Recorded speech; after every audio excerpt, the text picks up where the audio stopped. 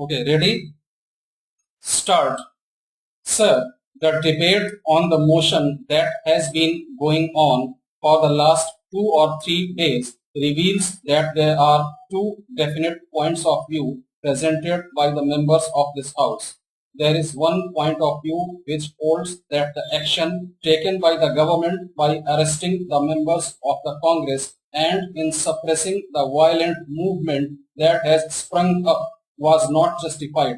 There is one section of the House which holds that the action taken by the government is perfectly justified.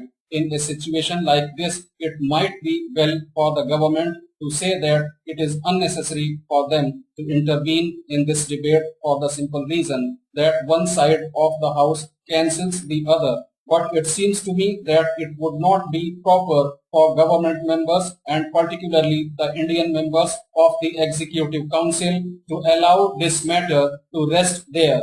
Rather than let the burden remain on the shoulders of one section of the House, I think it is very necessary that the members should take the burden upon themselves, and I therefore propose to deal with some of the points that have been made by that section of the House which thinks that the action was not justified. The points that have been raised evidently fall into two categories. Some points are particular in their significance and in their nature. Some points are of general importance, and although it might be desirable for some of us not only to deal with the particular points but also with the general points, I am afraid time is so short that one has to make his selection in meeting some of the charges that have been labelled. I therefore propose to offer my remarks only on two charges which have been labelled by the party opposed against the government. Sir, the critics of the government have said that the government were not justified in arresting the members of the Congress. If I understand the argument correctly, the argument seems to be that the Congress is a body which believes in non-violence and that if the Congress had been allowed to be free, they certainly would have controlled the situation in such a manner that they would have prevented violence from emerging. It seems to me that the members who have taken that line have not correctly read what has happened to the Congress and the members of the working committee during the last 2 years with regard to the principle of non-violence. Sir, as I read the proceedings of the Congress during the last 2 or 3 years, the impression that has been left upon my mind is that there has been a terrible landslide in the principle of non-violence as has been proclaimed by the Congress. The non-violence has been deeply buried. I have no hesitation on that point at all.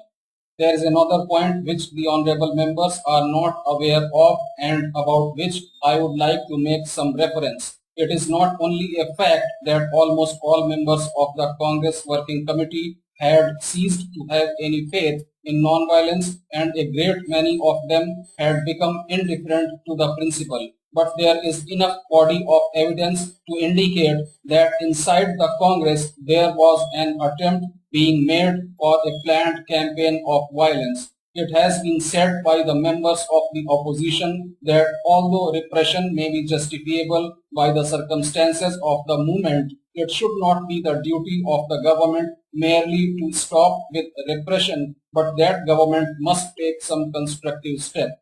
When one begins to examine the constructive steps to which reference has been made from different sections of the House, one cannot but be surprised at the bewildering medley of suggestions that have been made.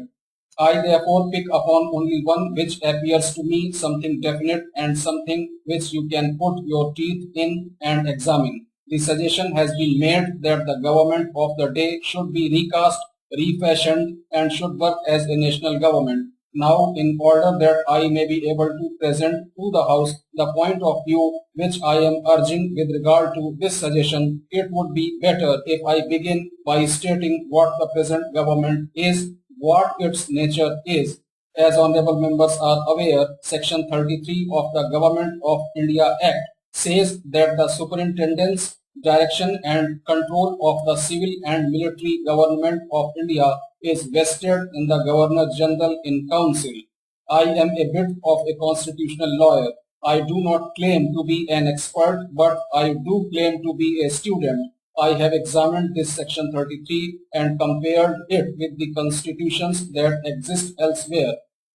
When I take as a measure the wishes of the Indian people as to the nature of the government they want, I have no hesitation in saying that this section 33 provides a government which has two characteristics which are of infinite importance. The one characteristic which this government has got is that it excludes autocracy completely. The second characteristic which this government has got is that it imposes collective responsibility, a matter which is so much after the heart of the Indian people.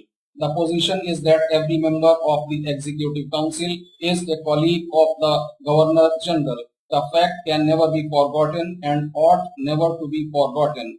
If Indians are wanting a government which is democratic, which excludes autocracy and which by law imposes upon those who are in charge of the administration a collective responsibility, then my submission to the House is that you cannot devise a better form of government than the one we have.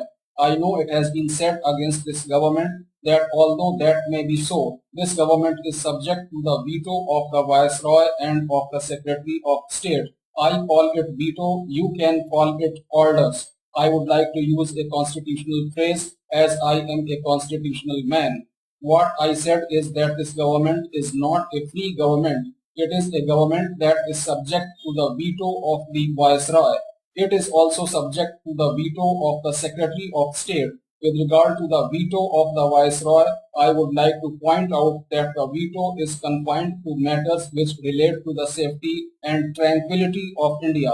It is not a general veto. It is not a veto which applies to the day-to-day administration of the country. I am perfectly prepared to admit that there is a veto and that the veto exists. My question to the honorable members who are so much disturbed by the veto is what the significance of the veto is. What does the veto mean? Let me state it in the most categorical terms because I find there is a lot of confusion in the minds of many honorable members who wish to talk about the constitutional question. What is the difference between an autocratic government and a responsible government? What is the difference that exists in Germany under Hitler and the government that exists in Great Britain? The answer is simply this, and I want to put it in the most categorical form, that the difference between autocracy and responsible government lies in the fact that in autocracy there is no veto, whereas in responsible government there is a veto. That is the simple fact about it. Let all those who want to understand the Constitution and who want to frame constitutions bear that fact in mind. Sir, the only question, the only quarrel that can arise is where should the veto lie? Should it lie with the Secretary of State? Should it lie with the Viceroy? Or should it lie at any other place or in some other organization? That can be the only point of quarrel.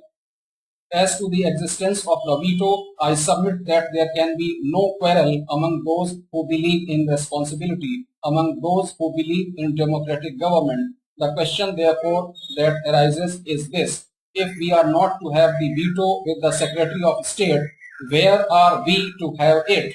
It seems to me that if you want to transfer the veto from the Secretary of State, the only place where it can be rightly placed is the legislature.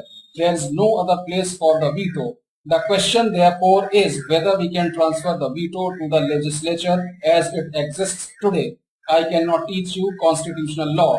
I am afraid I shall have to open a class. I spent 5 years in the law college teaching constitutional law. The question to my mind is whether we can transfer this veto to the legislature.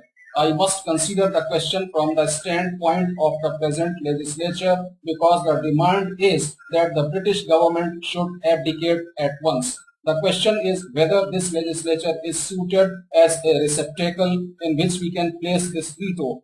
What is the composition? What is the character of this legislature? Now, sir, it is quite true, and I do not think I am saying anything derogatory to this house, that having regard to the efflux of time, this house is almost in a diseased state.